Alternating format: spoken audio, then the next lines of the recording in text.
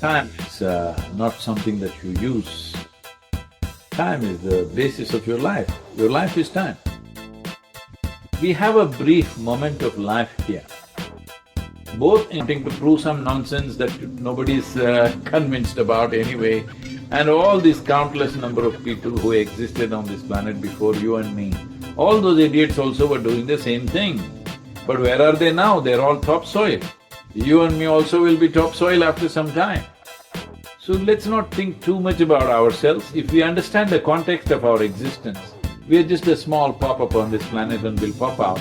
If we know this, keeping your life pleasant, profound, if necessary in action, impactful, that is a choice. To do it without activity is much harder than to do it with activity. Most people who are lazy are also bitter about something. There is no sense of profoundness to their life, they always feel insufficient. That's not the way to live.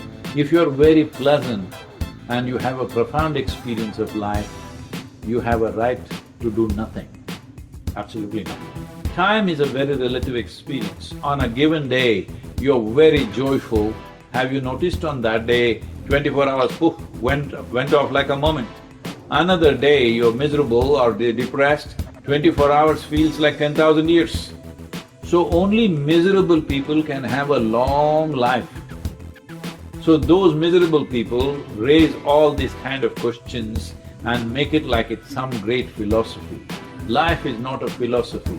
Philosophy is a silly explanation to a life which is a phenomenon beyond all explanations. You can only experience this, you can't deduct it into your philosophy.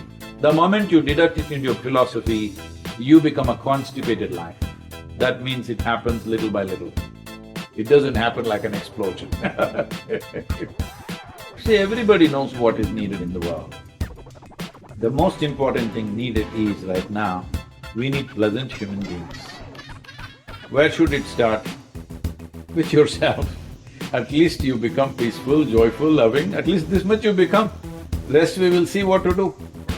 Because there's only one problem on the planet, human being, isn't it? Human being is the flower of evolution, the peak of evolution.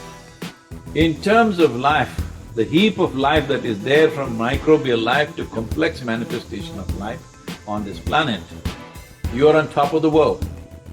But human beings are not experiencing their life like they are on top of the world. They are in the depths of misery compared to any other creature. All other creatures, if you just provide them the food that they need, they are all fine. A human being is miserable if he doesn't have food.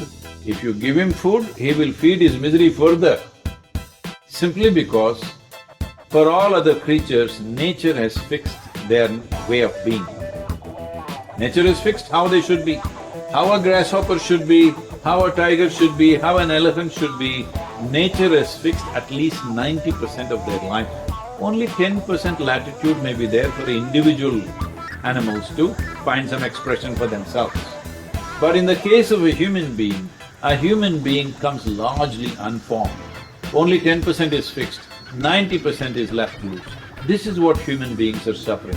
Human beings are not suffering their bondage, human beings are suffering their freedom. You're free to make yourself whichever way you want. That means you know how to be. If you know how to be, would you like to keep yourself in the heights of pleasantness or unpleasant self? There's a big difference between loving to be lazy and being lazy, because laziness, if there is stillness in your body, that's called death. But if there is stillness in the core of who you are, then that is the source of life. There's a big difference. Only to create pleasantness in your surroundings, you need the cooperation of the people and the forces which are around you.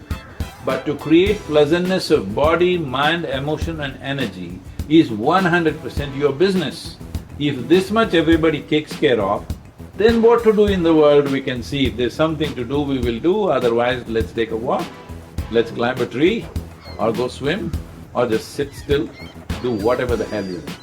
But the important thing is, your life should be pleasant. Once you're pleasant, you're not satisfied with that, you will want profoundness of experience. then you make your life profound. If it's pleasant and profound, you'll have no need to do anything. If something is needed, you will do it. If nothing is needed, you can sit here joyfully. What's the problem?